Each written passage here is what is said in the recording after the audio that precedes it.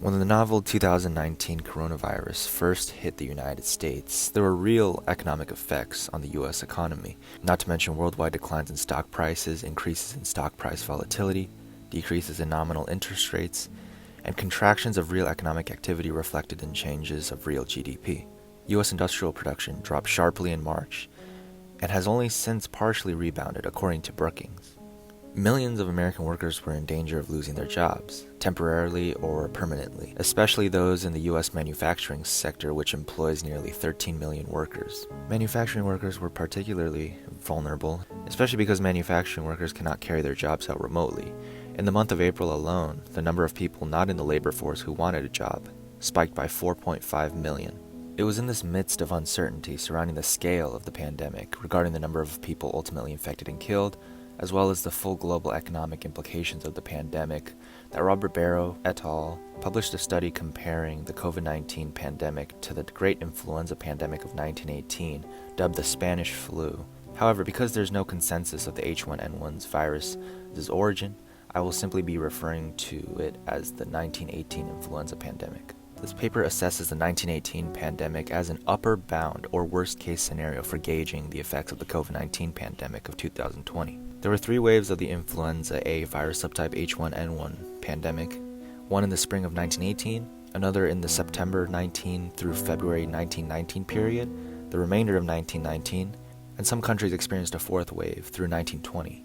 The first 2 waves coincided with the final year of World War I, in which crowding of troops and transport and large-scale movements across countries perpetuated the effects of the virus. In fact, as the paper notes, the first influenza case in the U.S. was identified in military personnel in the spring of 1918. The virus eventually infected an estimated 500 million people worldwide, which constituted about a third of the world population according to the CDC. Barros writes, with no vaccine to protect against influenza infection and no antibiotics to treat secondary bacterial infections that can be associated with influenza infections, control efforts worldwide were limited to non-pharmaceutical interventions.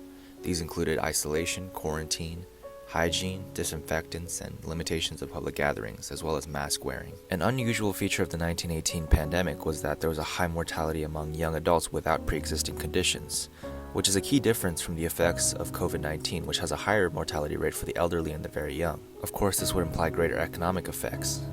In this paper, Barro seeks a number of key metrics. One of them is excess mortality, which is defined as the difference between the observed numbers of deaths in specific time periods and expected numbers of deaths in the same time periods, according to the CDC. Furthermore, the paper also looks at the economic effects of the 1918 pandemic, mostly the macroeconomic shock effects. 12 countries were found to have macro disasters based on GDP with trough years between 1919 and 1921, and 8 were found to have these disasters based on consumption. Furthermore, the study isolates the macroeconomic effects of World War I from the influenza pandemic to prevent the issue of overlapping effects. The paper expands upon the work of a previous paper by the same authors to study determinants of growth rates of GDP and private consumption using data by country on combat deaths, including missing in action. It's necessary to calculate the mortality as well as combat-related military deaths from 1914 to 1918. These 2 disaster shocks in the model, the war and the flu, are treated as exogenous, contemporaneous, and generally perceived as temporary shocks. The total number of 48 countries covered in the study constitute 92% of the estimated world population in 1918, as well as a much larger share of world GDP at the time. For countries that didn't have data for this period, the authors used a time distribution of deaths in neighboring countries as an approximation. In order to calculate the economic effects of the 1918 pandemic, the authors first derived the true mortality rate, or a more accurate mortality rate, as well as a more accurate combat-related military death rate, before running a regression testing the relationship between these 2 variables and 2 macroeconomic measures, which are GDP growth and consumption growth. The authors ran 2 regression models for each regressand respectively. In the first model, they used only the death rate for the flu and the war. In the second model, they included 2 lags for the flu death rate and 2 lags for the war death rate. There appears to be high significance for the first regression on the GDP growth rate. However, when you include the 2 lags for each independent variable, the coefficients on the war death rate, the lag of the war death rate, and the second lag of the war death rate are all significant, while the flu death rate experiences similar significance, although its 2 lags on the flu death rate are very insignificant. The 2 regressions run on the consumption growth rate, on the other hand, show similar results, with high significance on consumption from the effects of the war, and low significance in the effect of the flu death rate on consumption growth. In addition to GDP and consumption, the authors also run 3 more regression models on real stock returns, real treasury bill returns, and the inflation rate. There's substantially less significance here for the flu death rate, especially in the model where they did not include the 2 lags. This is only for the real stock return model, however. In both models for the real treasury bill returns, the flu death rate and war death rate, the contemporaneous variables, not the 2 lags, experience high levels of significance, which is reflected also in the effects on the inflation rate. In the models inclusive of the lagged variables, the authors find a negative 2.67 effect on the GDP growth rate for the flu death rate, a negative 13.3% effect on GDP due to the war death rate, and for the consumption growth, they find a negative 4.18% effect on consumption from the flu death rate, and a negative 21.2% effect on consumption from the war death rate.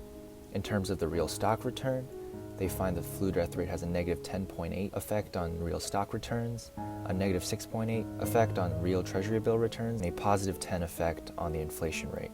In terms of the war death rate, they find a negative 30.9 effect on real stock returns, negative 27.2 effect on real treasury bill returns, and a positive 19.8% effect on the inflation rate. All of these 3 values have significance. However, I think this paper is fascinating not because of its results from the regression, but rather the methodology used to separate out the effects of the flu death rate from the military death rate, since the 2 are inextricably tied.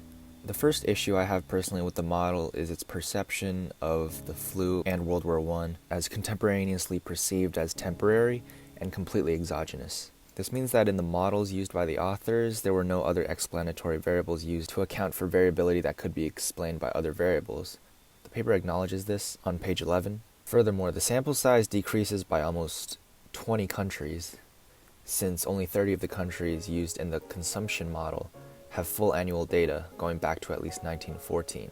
Another issue that is actually addressed by the paper is that while they measure substantial declines in GDP and consumption in 1919 and 2020, the peak of the US flu death rate took place in 1918, almost a year earlier. One key way of keeping separated the effects of World War I and the 1918 pandemic was to gauge a quote-unquote war intensity level for each country that participated in the war by the ratio of military combat deaths to total population. The way the paper estimates the war intensity levels for a given country is whether they fought alongside or against a certain country. For example, British Commonwealth countries and colonies were assigned the time distribution of the UK, while Austria, Japan, Russia, and Greece followed that of Germany. And instead of going with the 20 million people mortality rate that's usually accepted for the death toll of World War I, the authors of this paper use a sample of 6.2 million combat-related military deaths to exclude out the deaths resulting from disease and as prisoners of war, as well as civilian deaths. However, this seems to me a little too overbroad, as it was not just military and combat-related deaths that contributed to economic issues in the post-war period, but also determinants of the variables that our authors are studying, such as consumption growth. It seems to me that the authors are systematically lending more leverage to the effects of the flu and taking away some of the leverage of the war. I don't think this constitutes a separation of the effects to the extent that the authors rely on this in terms of the influenza pandemic and World War I on worldwide economies. In conclusion, I think the paper makes very important findings in terms of the economic effects of a global pandemic, especially and most relevantly the COVID-19 pandemic, particularly in terms of consumption, which we saw a dramatic reaction.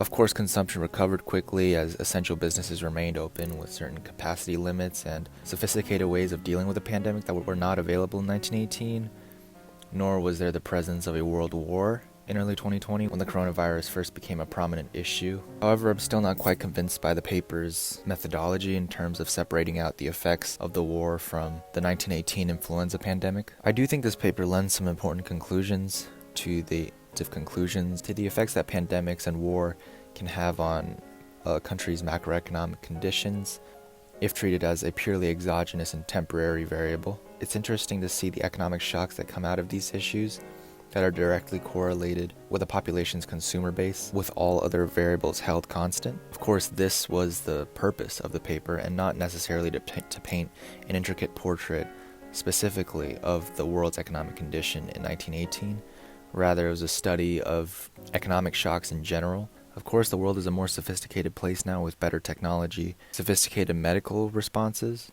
but at the same time, modern society is much more closely linked with more human movement. And the paper draws some important conclusions as to the nature of these consumption, growth, stock, bond, and inflation effects.